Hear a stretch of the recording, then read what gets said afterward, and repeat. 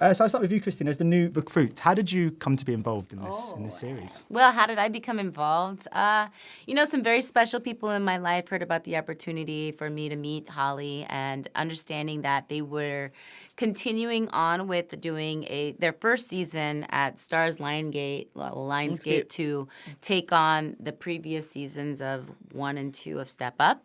And they had this great storyline that they were interested in continuing, and, wanted to see their options if that was available to actually do that.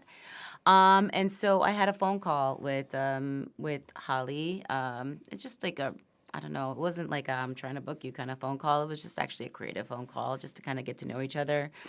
And she told me about who Colette was, and I fell in love. I fell in love with the character. I fell in love with the woman that she is and all the layers of this character.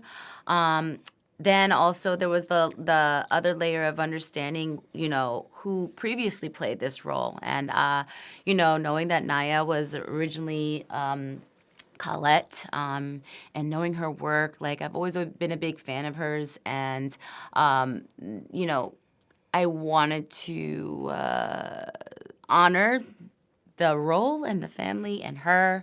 And I thought that, if this is coming to me and this is something that we connect with and we like, then, okay, how am I going to do this? And I just decided to pray on it and trust the process, and also just fall in love with this character even more.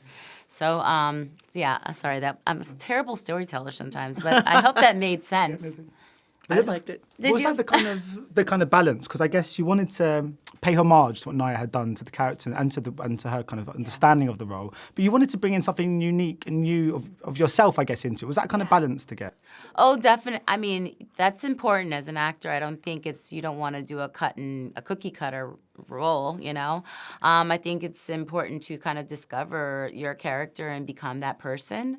So yes, I understood the assignment and then I took the assignment and kind of made it my own. And at first it was kind of hard, I will say, because you're trying to build a connection on set, and it took a little bit of time considering COVID, and also just I think everybody was also just like, I think mentally a little bit traumatized by everything. So they just they took their time, and I took my time connecting. And eventually we found this really great place where our characters got to know each other. Yeah. That was good. And Holly, I mean, you must be so delighted with the success of the series so far. How do you feel going into this third season? Well, excited. The scripts were written, and I knew how great they were, and I knew how crazy the story was and how beautiful so much of the story was, and I knew what great music and dance were going to come of it.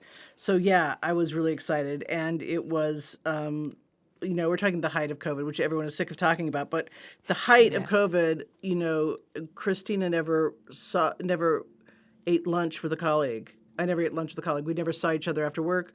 We never saw each other without masks on. And when everyone on the set is wearing masks, like the crew and everything, there's a layer of communication that gets lost. There's a layer of connection that gets lost. There's a mental health toll, frankly, that happens too. So I knew that it was going to be difficult on a lot of levels, including mourning Naya, but also I just knew it was going to be really difficult. So is this season, how's it sort of changed compared to seasons that have come before? Obviously the tonality will be quite similar, but are there anything for sort of something new and original for audiences to look at?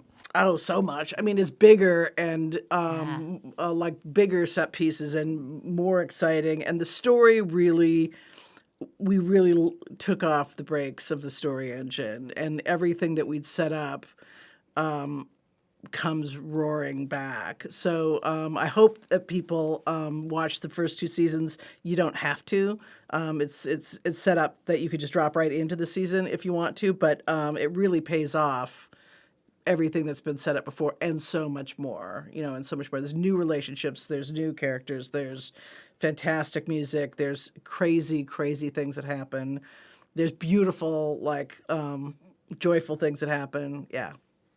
Can you, Christine, can you relate to this kind of world and character? I mean, at least some of the sort of the politics in it, in the sense that, I mean, having spent so long in the music industry, and I know obviously there's lots of artistic license or something like this, but can you see parallels? This is my world. This is my world. I've lived it. I've from so many standpoints, as the artist, as and the management position, even developing people in the past. It's not easy trying to develop artists. Definitely, if they don't have the same kind of commitment that you have. So, I definitely see, life imitate art, or art imitate life, whichever way. It's the same thing in this case. So I've definitely seen a lot of these characters, even in women and management, coming into a position of power, earning their respect. Sometimes it's not even earned. Respect, it's not given, and and when it's definitely earned, So it's a hard fight, and I've seen it happen before. And then when it comes to relationships too, I've been in, you're bounded in these relationships that you're two artists, and sometimes one's taking a turn or the other, or are they, fighting for the same position, So it's really interesting. There's so many of those elements that are in this show, not only for my character, but for the other characters as well. Have you seen the industry change much from when you sort of first broke in? Have I? Have I? I don't even know what to do anymore. The music industry, especially. I mean, what's great? There's so much talent out there. There's so much music out there. There's so many people that don't have to feel like that it's not possible, because it is. Anything is possible. You have a phone. Yeah, anything is possible now. So yeah, a lot has changed with streaming, everything. So it's exciting, it reaches more people, and there's different types of cultures, different people who like different things. So it's not as good as it used to be, though. There's no dip at lows anymore. There's no Terayle. There's no. I will admit, I like the mystique, and I liked, a little bit of that. It was a little different, I admit. But I was listening to it on the way here. I'm being positive. I'm trying to go with what's happening now. I don't want to be like, the kids are looking at me like, oh, she's so old school. And I'm like, no, back in the day it was pretty dope. I was listening to Dip It Low on the way here. It's such a tune. Were you? It's the best. But Holly, when you direct, kind of on the sort of talking about the sort of choreographed, kind of more the sort of dancey sort of sequences and stuff, I'm just wondering about kind of how different it is to normal directing. Because I guess when I say normal directing, what I mean is that's kind of, I guess, the kind of bigger sort of set pieces. Does it require the same sensibilities from yourself as a director as, say, two characters having a conversation in a room? Yes and no. When directors come on board, oftentimes they're really excited to do the dance pieces, and a lot can get lost in that. So, like, everything I know about directing dance comes from Jamaica Kraft, who's really a major creative force in the show. She's a producer, she's a director, she's the choreographer. And choreographers do so much more than invent dance moves. They do A&R. They do, when you ask Jamaica, like, is it tough to teach that person to dance? She says, I don't teach them to dance. I find out what their body does, and I help them. Like, she has a very organic process. But part of also what choreographers do is they think about where the camera is when they create dances. They don't just create them, they're doing the jobs of really 10 people. Like, a choreographer is thinking about how it's going to be wardrobe. So it's natural that she become a director, because that is, but anyway, just watching her, the choreography always takes into account the camera. And in our show, the choreography always is expressing an emotion. There's always plot being driven in a performance, always. It's never just a one-off. It's never just for fun. There's always something. So, like, it's really important to show that. It's important, the reactions. We're really interested in how people feel when they watch other people work. We're interested in, so characters take the role of the audience in a way. It's much more fun to see, would you rather see, like, Rigo succeed, or would you rather see him succeed through Poppy's eyes? You know what I mean? Mm-hmm. So it's really getting everything about performance, which includes listening to it, reacting to it. And just finally, I mean, with season 3 now in the can, is there any movement on a 4th season or any potential spin-offs? Maybe? There is chatter about same, but I can't talk. I'd be down to do it if it happens. Cannot talk about it. I'm here for it. Yeah, there's so much set up that by the time you get to, I hope you watch Stefan, I hope you watch till episode 2. There's so much crazy stuff that happens, and Yeah.